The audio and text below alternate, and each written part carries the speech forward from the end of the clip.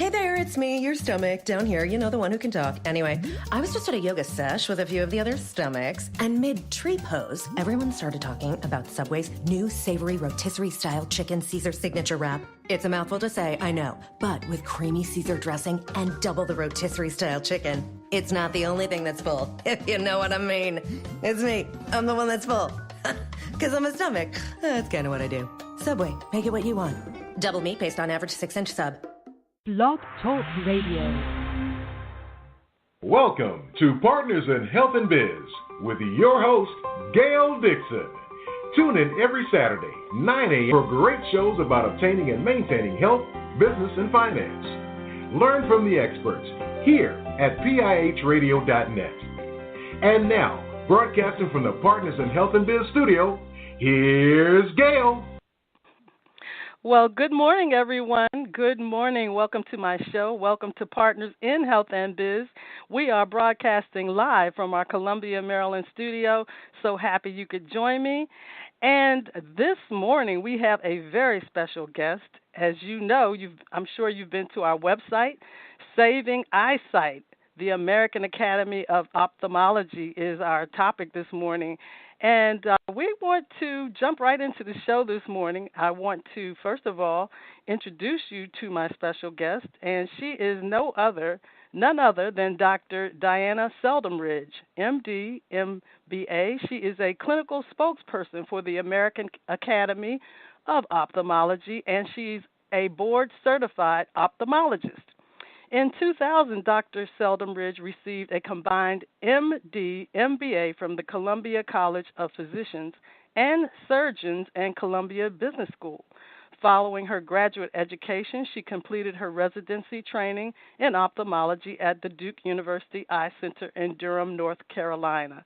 She then completed fellowship training in cornea, cataract, and reflective surgery at Chicago Cornea Consultants in Chicago, Illinois.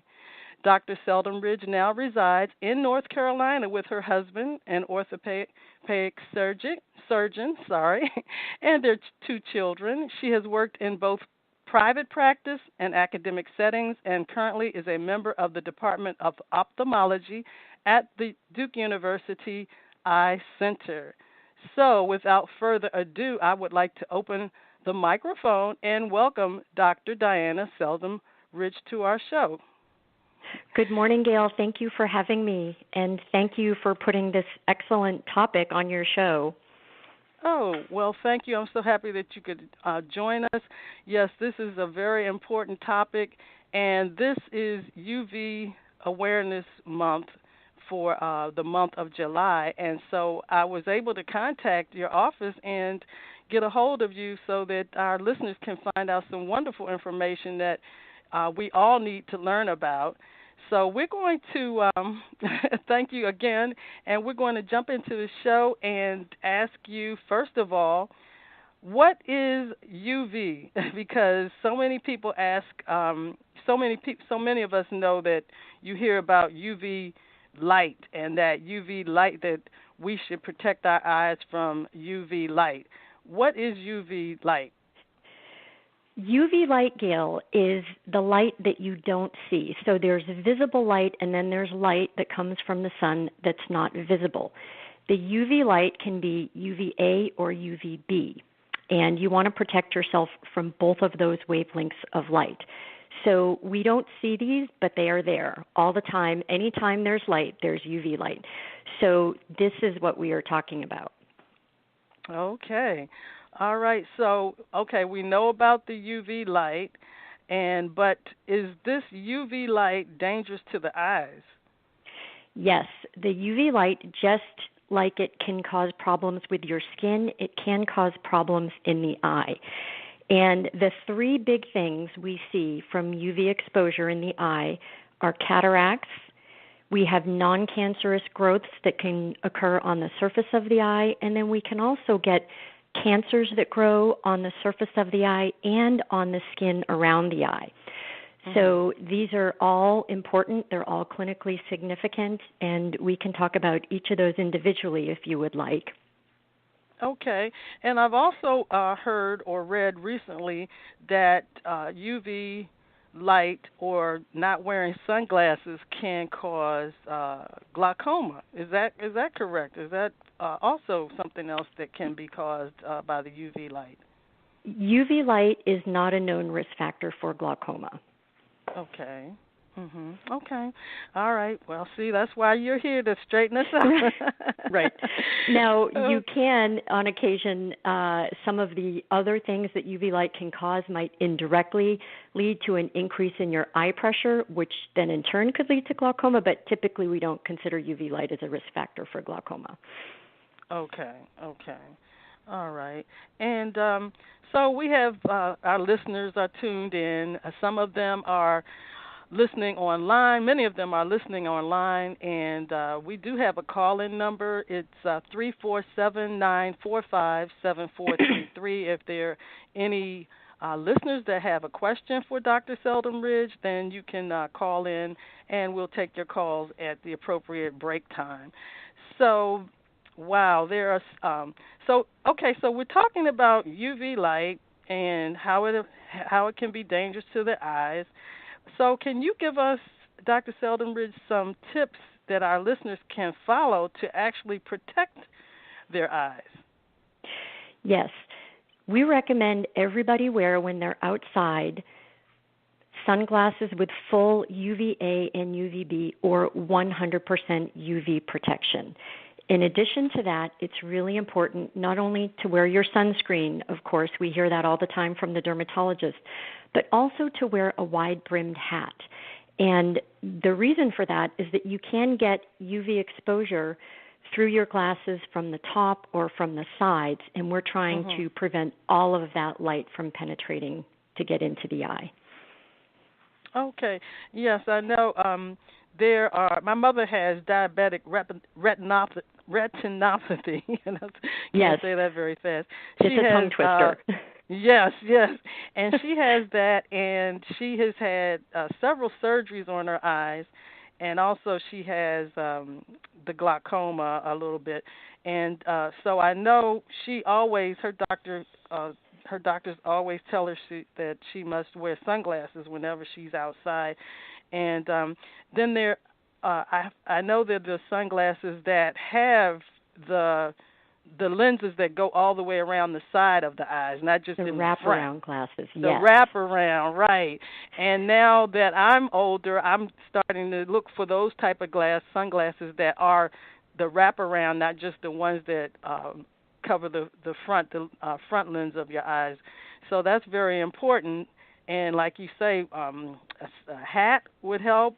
And, so many of us this is the summertime, we're going to the beach, and we have young children and adults. What about children? Is it important for us to start early to protect our young kids, our children's eyes as well?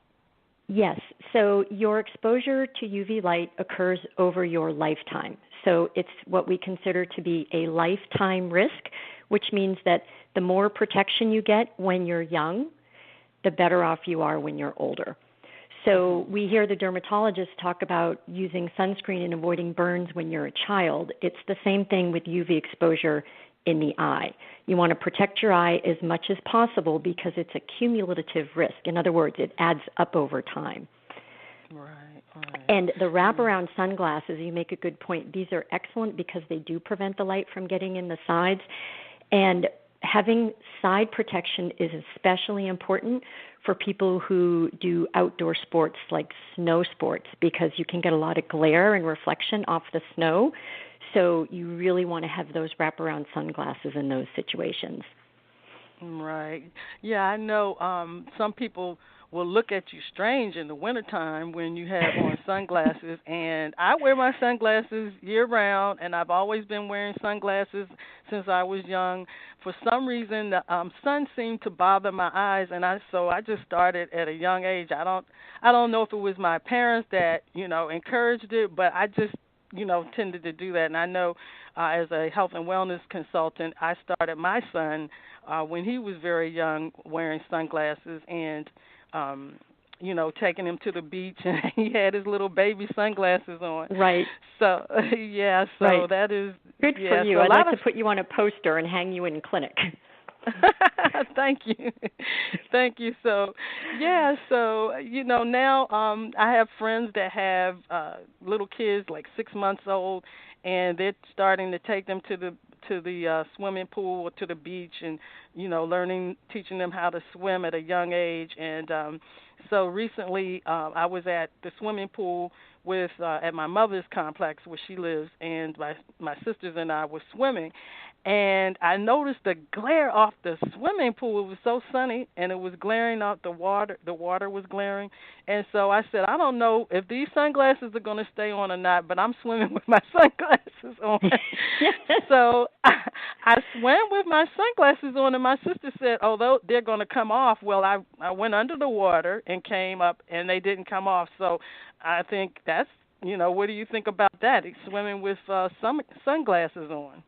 I think it's a great idea. In fact, that's what I do, and that's what my family does. We all wear baseball hats, and I have some sport glasses that stay on. I can go underwater, and it's not a problem. They stay on my face. They're very comfortable. And You're correct. You get a lot of reflection off the water. So it's a really important time to protect your eyes. And the other thing is that if you're outside, you mentioned the beach, umbrellas are great. Don't be fooled by the umbrella, though. You still get a lot of reflected light, and there's still a lot of UV exposure that occurs under the umbrella, so you still want to remember to protect your eyes when you're under the umbrella. Okay, good. All right, so are there any benefits to our eyes from UV? We hear about all the negative things, but, could there possibly be any benefits from UV light? There are benefits to UV light, and you've heard the expression, of course, everything in moderation. So you do need some UV light, and for a couple of reasons. Number one is that natural light helps to regulate the sleep-wake cycle. So if you don't get any light, then you're going to have difficulty with your sleep patterns. So that's number one. Your body depends on some natural light. And then the second thing is that sunlight actually helps us utilize vitamin D in our body. So you want a little bit of sun exposure. That's important. The key is not to get too much. So we have to balance what we need with what's too much. Okay, that's something I definitely knew about, the vitamin D connection to the sun.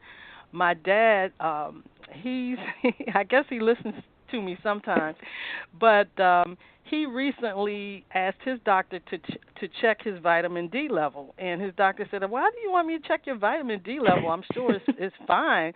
And my dad, he's in his 80s, he said, "No, doctor, please, I want you to check my vitamin D level." So anyway, his doctor did a test. Come to find out, sure enough, his vitamin D level was very low.